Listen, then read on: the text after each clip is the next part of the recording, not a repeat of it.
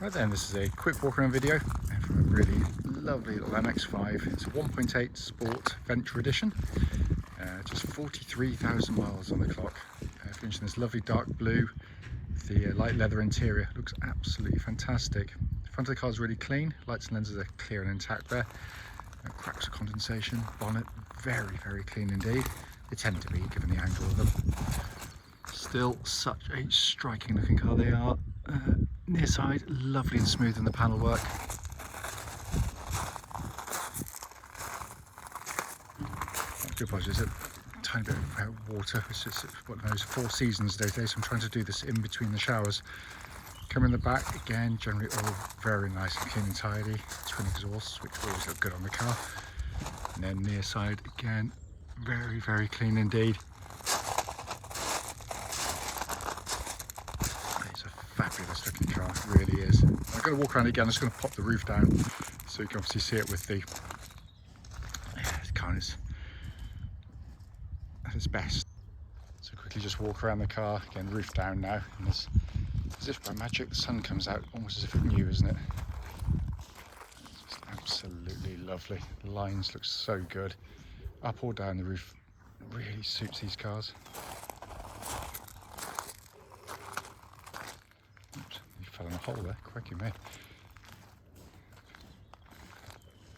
Absolutely fabulous, I have to say.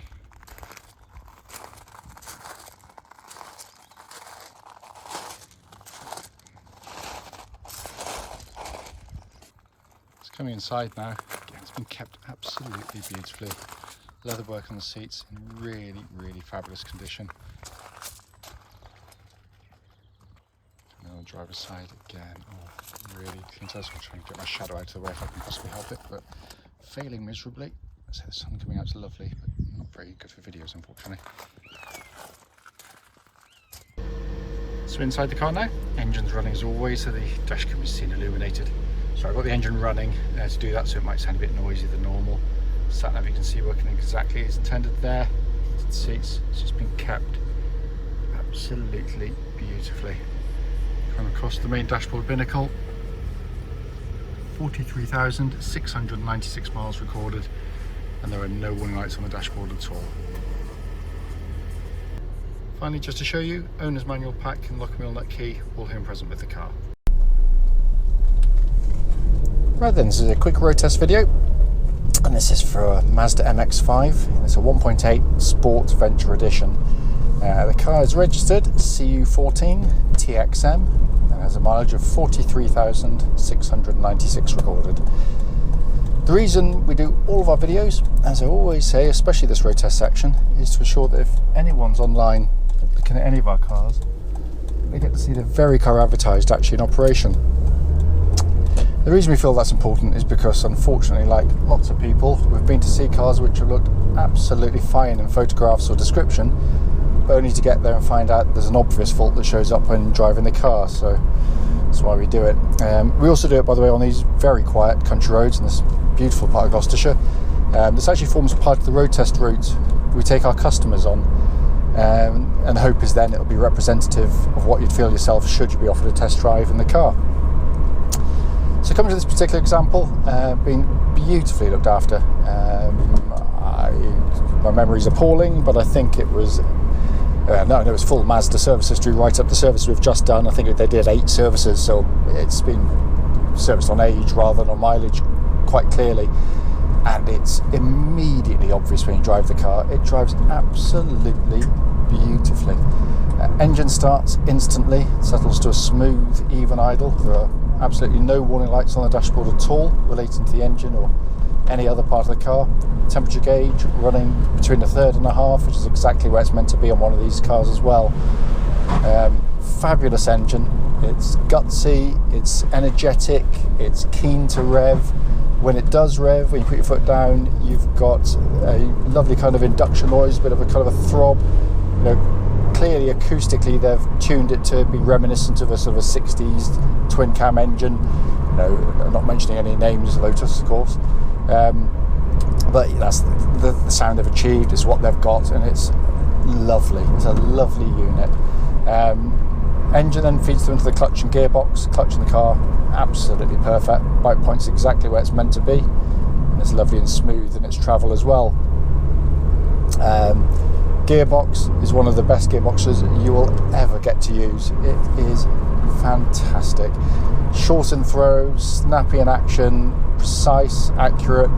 When you push on, it really rewards. It's, you know, the advantage of going straight down into gearbox is quite clear, because, you know, the gear lever just hardly has to move at all. There's no linkage to worry about as such. And it's fantastic. It feels exactly as it would have done when it was new. It's, you know, still as tight as a drum. Sorry, we've had a lot of rain over the last couple of days, so we're still getting rid of the floods. Then you come to what is always considered with the Mazdas to be the best part of the car, of course, the steering and the chassis. And it's, you know, as soon as you get in the car, you know, because obviously it's got an inbuilt advantage over lots of modern cars, and the fact that it's rear wheel drive, so there's no drive shafts polluting the steering or the feel. But what you get straight away is a lovely steering wheel, relatively thin rimmed, not big fat rimmed, which if you want to drive quickly or you want to feel through steering, thinner rims are much nicer to operate with. Personal preference maybe, but there we are. But it's beautifully weighted. That's the first thing straight away, so you feel very confident with the car. It also tracks dead straight. There's no vibrations at the speed or any speed at the legal limit. But going through the corners there, you hardly have to turn the wheel. It is millimetre perfect when you pick your point and go through, and the chassis just goes with it absolutely brilliantly. It's just such a dynamic, keen, adjustable. You know, I've driven plenty of these on tracks over the years to know actually how good they are in extremes. Clearly, the public road isn't for that, but what it does give you is, you know, the most incredible precision, the most amazing balance and adjustability, whether it be with throttle or steering inputs. It's astonishing, it really is. Chassis, by the way, absolutely no rattles, no clonks, no nothing at all. It's as tight as a drum every single way. And it also rides, by the way, incredibly comfortably, but generally actually good sports cars do. And what I mean by that is basically the manufacturer builds the platform nice and solid, stiff, so they don't have to put stupidly stiff shock absorbers on the car to make them handle. This is a case in point. It still gives you compliance over surfaces it wouldn't expect it to necessarily. So you can travel and tootle around in comfort. You know, that's the flip side of these cars. Brakes, I'm just going to make sure no one's directly behind me. It's a lovely solid brake pedal on the car. I'm not going to go mad, but they're absolutely spot on. There's no pulsing or vibrations coming back through the pedal. It's all in fine order. And then finally, just to come inside the car, first of all, you're met by typical Japanese build quality. They're beautifully put together cars, but it's just such a lovely interior. Obviously, I'm not going to labour the point about the interiors because it's been done a million times before. But driving position's fantastic.